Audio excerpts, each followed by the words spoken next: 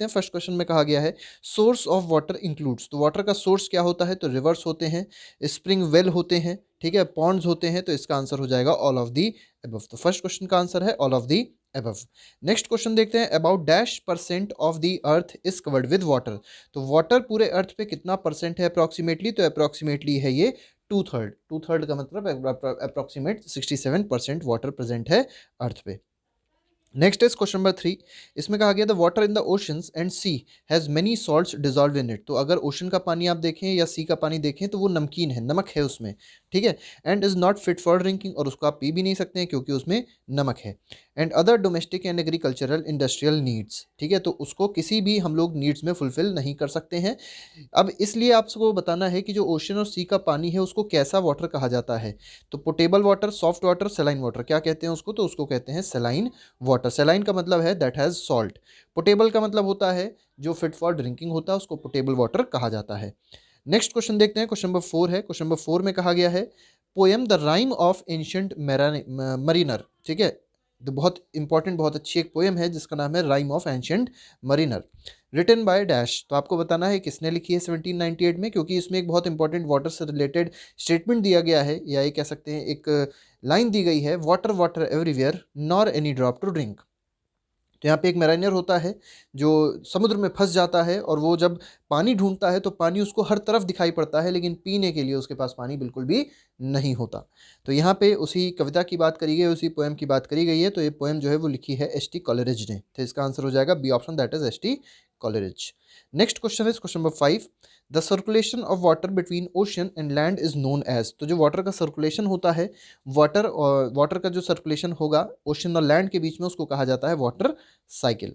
Next question is question number 6, excessive rains में cause dash while the lack of it for a long period में cause dash, तो देखिए अगर कोई जगह ऐसी है जहाँ पे बहुत ज़्यादा रेनफॉल हो रही है तो उसकी वजह से फ्लड्स आ सकते हैं, और अगर बिल्कुल भी रेनफॉल नहीं हो रही है बहुत दिनों के लिए तो उसकी वजह से ड्रॉट्स आ सकते हैं, सूखा पड़ सकता है।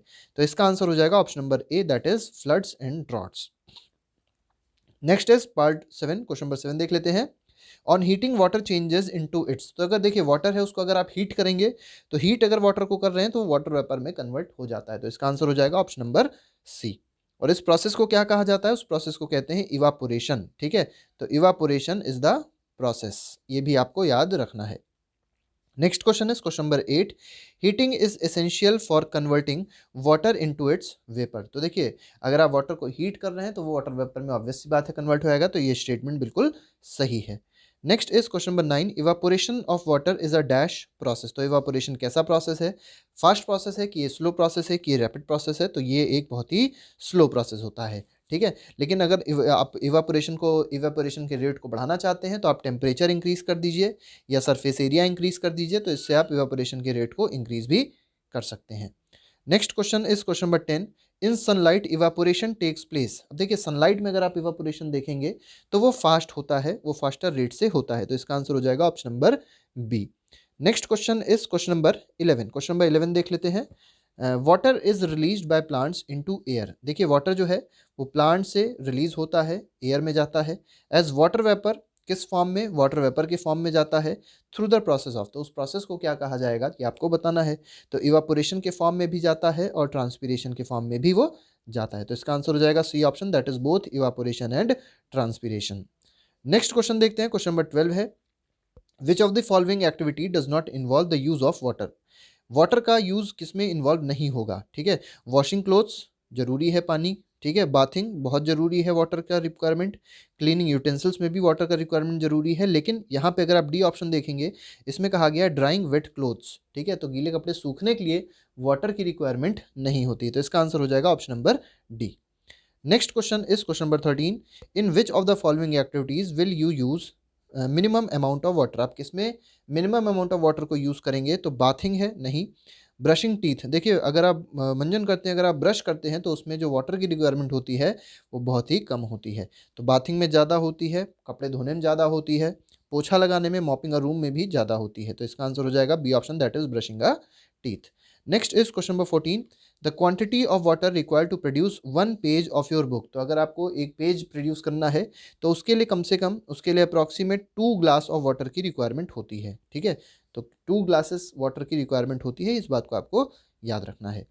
Next is question number 15, water in our tap comes from. तो हमारे टैप में जो पानी आता है वो कहाँ से आता है? तो रिवर से भी आ सकता है, लेक से भी आ सकता है और वेल से भी आ सकता है। तो इसका आंसर ये तीनों ही सही है, तो इसका आंसर हो जाएगा option number D. Next is question number 15, question number 16, most of the water is in ocean and seas. तो आपको पता होना चाहिए फ्रेश वाटर जो है अर्थ पे बहुत ही कम प्रेजेंट है, ज़्यादातर जो पानी है वो सॉल्टी है, ये कह सकते हैं कि वो या तो ओशन में प्रेजेंट है या तो वो सी में प्रेजेंट है। तो इसका आंसर हो जाएगा ट्रू। ठीक है। Next question is question number 17, in which of the following case evaporation of water will be slowest. तो आपको बताना है इवापोरेशन स्लोएस्ट किस में होगा। तो देखिए, a tray of water kept in sunlight, तो सनलाइट की वजह से इवापोरेशन का रेट फास्ट हो जाता है। और ट्रे में है, ट्रे में क्योंकि सरफेस एरिया ज़्यादा होगा तो इसमें भी रेट ऑफ इवापोरेशन ज़्यादा होगा, तो यहाँ पे स्लो नहीं होगा। केटल केप्ट ऑन बर्नर, तो देखिए बर्नर पे जब रखा तो टेम्परेचर बढ़ा दिया, टेम्परेचर के बढ़ने से रेट ऑफ इवापोरेशन बढ़ जाता है, तो इसका आंसर ए और बी तो नहीं है।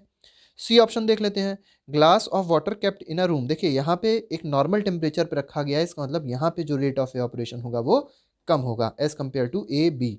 सी देख लेते हैं, bucket of water kept on rooftop. अब रूफ टॉप पे आपको पता है सनलाइट होगी, हीट होगी, जिसकी वजह से रेट ऑफ इवापोरेशन बढ़ जाएगा, तो इसमें सबसे कम रेट ऑफ इवापोरेशन किसका है? सी ऑप्शन का है। ठीक है। नेक्स्ट क्वेश्चन पे आते हैं, क्वेश्चन नंबर 18 देख लेते हैं, transpiration is a process in which plant.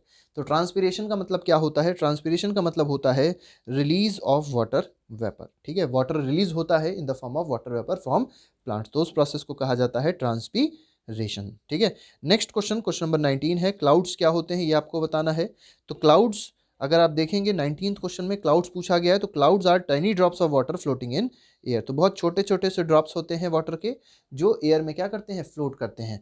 और जब यही ड्रॉप्स बड़े हो जाते हैं, थोड़े से इतने इतने भारी हो जाते हैं कि वो नीचे आसानी से आ जाते हैं रेनफॉल के फॉर्म में या स्नोफॉल के फॉर्म में। ठीक है। नेक्स्ट क्वेश्चन देखते हैं, क्वेश्चन नंबर 20 है, वेल्स आर फेड बाय। तो वेल्स में पानी कहाँ से आता है? वेल्स किससे फेड होते हैं ये आपको बताना है। Pond water, lake water, rain water या ग्राउंड वाटर। तो वेल्स में जो पानी आता है वो आता है ग्राउंड वाटर से, तो इसका आंसर हो जाएगा option number D. Next question is question number 21, floods caused extensive damage to. अब देखिए फ्लड्स मतलब बाढ़ होता है, जब बहुत ज़्यादा कहीं पानी बरस गया है, बादल ही मान लीजिए फट गए तो फ्लड्स आ जाते हैं। ठीक है, और फ्लड्स जो बहुत ज़्यादा डैमेज करते हैं, किसको करते हैं? क्रॉप्स को बिल्कुल करेंगे, प्रॉपर्टी और ह्यूमन लाइफ को भी करेंगे, डोमेस्टिक एनिमल्स को भी करेंगे, तो इसका आंसर हो जाएगा D option, that is all of above. सबको ही वो बहुत ज़्यादा नुकसान करते हैं। Next is question number 22, catch water where it falls. तो मतलब देखिए यहाँ बोला गया है वाटर कहीं भी गिर रहा है तो उसको कैच कर लिया जाए, तो it is the basic idea behind. तो ये किस कॉन्सेप्ट के लिए एक बेसिक आइडिया है? First option is recycling of water, गलत है। ठीक है, making dams to store water, गलत है। रेन वाटर हार्वेस्टिंग, इसका आंसर बिल्कुल सही है। ग्राउंड वाटर को रिचार्ज करने का सबसे अच्छा तरीका है rain water harvesting. Next question is question 23, most of the river covers long distances on land and ultimately falls into sea. अब आपको पता है जो रिवर है मेनली कहाँ बहती है? तो लैंड पे बहती है, और अल्टीमेटली वो कहाँ फॉल करती है? सी में या तो ओशन में। आप लोग ये बताइएगा कमेंट बॉक्स में लिख के कि जो गंगा रिवर है वो किस सी या किस ओशन में जाके गिरती है। ठीक है, however water of some rivers flows into lakes, लेकिन कुछ रिवर का जो पानी होता है वो लेक्स में भी जाके गिरता है, तो जो स्टेटमेंट दिया गया है बिल्कुल सही है। Next question is question 24, fill in the blanks बोला गया है, the process of changing of water into water vapour, इसको क्या कहते हैं? This is called evaporation. तो यहाँ पे आंसर आ जाएगा इवापोरेशन। ठीक है। नेक्स्ट पार्ट देखते हैं, the process of changing water vapour into water. अब देखिए वाटर वेपर को वाटर में कन्वर्ट करने को हम लोग क्या कहेंगे? इसको कहेंगे हम लोग कंडेंसेशन, ये भी याद रखिएगा, it is called condensation. C part देख लेते हैं, सी पार्ट क्या है? सी पार्ट कहा जा रहा है, no rainfall for a year और more may lead to dash in that region. तो अगर देखिए रेनफॉल नहीं हुई तो उसकी वजह से क्या आ जाएगा? उसकी वजह से ड्रॉट आ जाएगा, सूखा पड़ जाएगा, ये बात आपको याद रखनी है। लास्ट देख लेते हैं, एक्सेसिव रेन्स में कॉज। तो एक्सेसिव रेन अगर हो रही है तो उसकी वजह से क्या हो जाएगा? फ्लड्स आ जाएंगे। ठीक है। नेक्स्ट क्वेश्चन देखते हैं, क्वेश्चन नंबर 25 है, state for each of the following whether it is due to evaporation और कंडेंसेशन। तो आपको बताना है जो स्टेटमेंट्स दिए गए हैं ये इवापोरेशन की वजह से हो रहे हैं या कंडेंसेशन की वजह से हो रहे हैं। फर्स्ट देखते हैं, फर्स्ट में कहा गया है water drops appear on the outer surface of glass containing cold water. तो आपको ये बताना है कि जो वाटर ड्रॉप्स अगर आपने देखे होंगे तो वाटर ड्रॉप्स किसकी वजह से होते हैं? आउटर सरफेस पे अगर आप वाटर ड्रॉप्स देखेंगे एक ग्लास में आ जाते हैं, किसकी वजह से? कंटेनिंग कोल्ड वाटर, जिसमें कोल्ड वाटर होता है। ये होता है किसकी वजह से? ये होता है कंडेंसेशन की वजह से। तो फर्स्ट का जो ऑप्शन है that will be condensation. Next देखते हैं, steam rising from wet clothes while they are ironed. ठीक है। देखिए वेट क्लोथ्स अगर हैं, गीले कपड़े हैं, उनको अगर आप प्रेस करते हैं तो आपने देखा होगा उसमें से स्टीम निकलती है कपड़ों में से। ये होता है किसकी वजह से? इवापोरेशन की वजह से। ठीक है। नेक्स्ट क्वेश्चन देखते हैं, fog appearing on cold winter morning. Fog का अपीयरेंस किसकी वजह से है? तो ये भी कंडेंसेशन की वजह से है, तो इसका आंसर भी कंडेंसेशन हो जाएगा। ठीक है। नेक्स्ट देख लेते हैं, black board ड्राइज up after wiping it. तो अगर आप लोग ब्लैक बोर्ड को देखेंगे, उसको मान लीजिए कपड़े से साफ किया गया है और गीले कपड़े से साफ किया गया है, तो थोड़ी देर बाद आप देखते हैं कि जो उसके ऊपर पानी होता है वो गायब हो जाता है। ये किसकी वजह से हो रहा है? तो this is occurring due to the process known as evaporation. Last देख लेते हैं, steam rising from a hot girdle when water is sprinkled on it. तो आपको ये बताना है कि ये किसका स्टेटमेंट है। तो ये अगर आप देखेंगे तो इसमें भी इवापोरेशन का ही कॉन्सेप्ट यूज होता है। ठीक है। तो यहाँ पे भी जो कॉन्सेप्ट यूज होगा वो किसका होगा? इवापोरेशन का होगा। Next is question number 26, which of the following statement are true. True आपको बताना है इनमें से कौन सा है, मतलब ट्रू फॉल्स बता सकते हैं। Water vapour is present in air only during monsoons. तो क्या वाटर वेपर एयर में सिर्फ मानसून के टाइम पे प्रेजेंट होता है? तो ये गलत है।